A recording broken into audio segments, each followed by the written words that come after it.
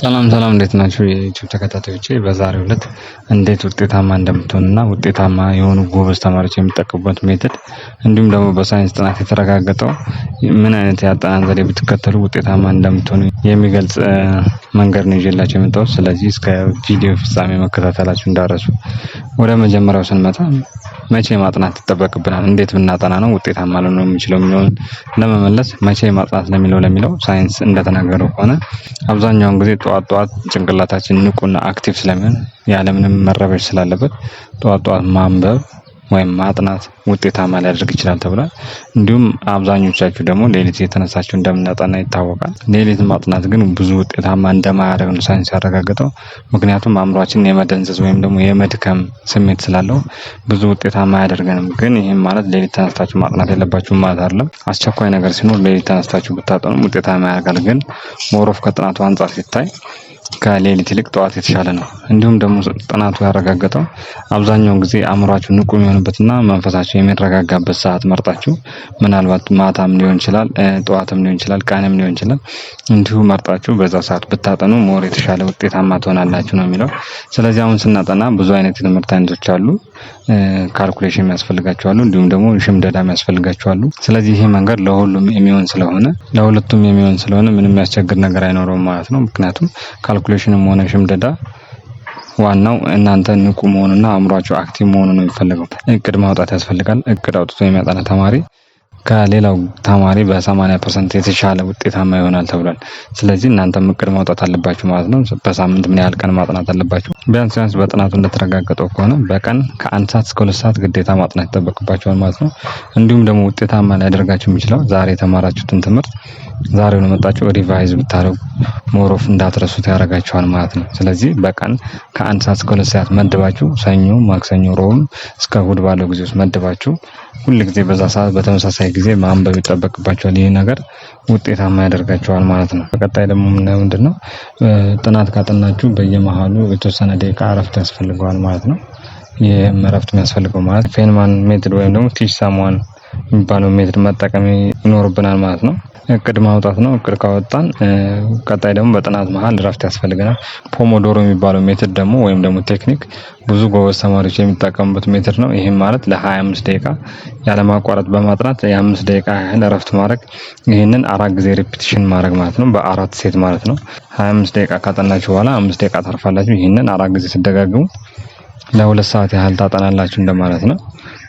የእረፍት ጊዜያችሁ ደግሞ 20 ደቂቃ ይሆናል ማለት ነው። ስለዚህ ይሄ ፖሞዶሮ የሚባለው ቴክኒክ ነው። ሁለተኛው ደግሞ ማጠናከሪያ ጥያቄዎችን መስራት አለባችሁ። እንዲሁም ደግሞ ትውስታችሁ እንዲጨምር ዛሬ ያጠናችሁትን ከ3 ቀን በኋላ መድገም ይጠበቅባችኋል። እንዲሁም ደግሞ ከ7 ቀን በኋላ ብታረጉት ለሎንግ ሜሞሪ ውስጥ ስለሚገባ ለረጅም ጊዜ ውጤታማ ያደርጋችኋል ማለት ነው። ወይም ደግሞ ለረጅም ጊዜ ሳትረሱት ትቆያላችሁ። ስለዚህ በ3ኛው ቀንና በ7ኛው ቀን ያጠናችሁትን ደግማችሁ ማንበብና ማጥናት ይጠበቅባችኋል። ወይም ደግሞ ጥያቄዎችን ሪቫይዝ በማድረግ እናንተ ሜሞሪያችሁ ምን ያህል ያስታውሰዋል የሚለውን ቴስት ማድረግ አለባችሁ ማለት ነው።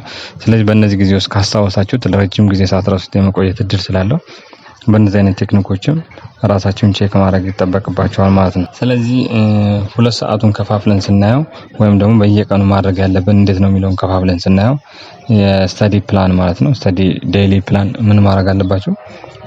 ለ30 ደቂቃ ዛሬ የተማራችሁትን ማንበብ ለ1 ሰዓት ያህል። ሰኞ ሂሳብ ተምራችሁ ቢኖር ሰኞ የተማራችሁትን ሂሳብ ለ30 ደቂቃ ሪቫይዝ ታደርጉትና ዛሬ የተማራችሁትን ከዛ በፊት የተማራችሁት ደግሞ ለ1 ሰዓት ያህል ታጠናላችሁ። እንዲሁም ደግሞ 30 ደቂቃ ጥያቄዎች ትሰራላችሁ። በአጠቃላይ ስንት ሰዓት ሆነ ማለት ነው? 2 ሰዓት አጠናችሁ ማለት ነው። ስለዚህ በየ25 ፖሞዶሮ ባልኳችሁ መንገድ ደግሞ ይሄን ስታጠኑ በየ25 ደቂቃ እያረፋችሁ ስታደርጉ ሞር ውጤታማ ትሆናላችሁ ማለት ነው። ሁለተኛው ደግሞ አንዳንዶች ደግሞ ምንድነው የት ላጥና የት ባጠና ነው ውጤታማ ነው? ቤተ መጻሕፍት ባጠና ነው ወይስ የራሴ ክፍል ላይ ባጠና ነው? ጥናቶች እንደሚያሳዩት ከሆነ ሞር የተሻለ የሚሆነው ጸጥታው ማይረብሽ አካባቢ ላይ ማንኛውም ቦታ ቢሆን ችግር የለው። ቤተ መጻሕፍት የሚረብሻችሁ ስለሌለ ወይ ላይብራሪ ማለት ነው፣ እዛ ብታጠኑ የተሻለ ይሆናል። እንዲሁም ደግሞ የሚረብሻችሁ ነገር አእምሯችሁን ወይም አቴንሽናችሁን የሚሰርቅ ነገር ከሌለ ማንኛውም ቦታ ብታጠኑ የተሻለ ነው የሚሆነው ማለት ነው። ከዚህ ቀጣይ ደግሞ ዋናውና መሰረታዊ ነገር በምታጠኑ ጊዜ ማድረግ የሌለባችሁ ደግሞ መያዝ የሌለባችሁ ነገር አንደኛው ስልክ ነው። ስልክ አቴንሽናችሁን ስለሚሰርቅ ስልክ በጥናት እንደተረጋገጠው ከሆነ ስልክ ይዞ የሚያጠና ተማሪና ስልክ ሳይዝ የሚያጠና ተማሪ ስልክ ይዞ የሚያጠናው ተማሪ 60% አቅሙ ያነሰ ነው የሚሆነው ማለት ነው። ስለዚህ ፐርፎርማንሳችሁን በ60% ስለሚቀንሰው ስልክ መያዝ አይኖርባችሁም። ምክንያቱም አቴንሽናችሁን ስለሚሰረቅ የማጥናት ትኩረታችሁን ስለሚሰርቅባችሁ ውጤታማ እንዳትሆኑ ያደርጋል። ስለዚህ ይሄን ነገር ማድረግ የለባችሁም። ሳይለንት አድርጋችሁ ስልካችሁን ቁጭ አድርጋችሁ ወይም ደግሞ ስልካችሁን ካጠገባችሁ አርቃችሁ ማጥናት ይጠበቅባችኋል ማለት ነው። ይሄ ብዙ ተማሪዎች ውጤታማ የሆኑበት ነገር ነው። ይሄ የሚያሳየው ከቴክኖሎጂ በጣም ከመስፋፋቱ በፊት ያሉ ተማሪዎች ጥሩ ውጤታማነት ቴክኖሎጂ ከተስፋፋ ወደዚህ ያሉ ተማሪዎች ደግሞ ውጤት አነስተኛ የሚሆነው በዚህ ምክንያት እንደሆነ ሳይንስ አረጋግጧል ማለት ነው። በቀጣይ ደግሞ የምናየው የትኩረት ትውስታ ቅድም እንደገራችሁ ትውስታችሁን ለመጨመር ወይም ደግሞ ስፔስድ ሪፒቲሽን የሚባለው ትውስታችሁን ለመጨመር ዛሬ ያነበባችሁትን በ3ኛው ቀንና በ7ኛው ቀን በመድገም ጥያቄዎችን በመስራት ትውስታችሁን ማስረዘም የሚጠበቅባችሁ ማለት ነው። ሌላኛው ሜተድ ደግሞ ቲች ሰምዋን ነው።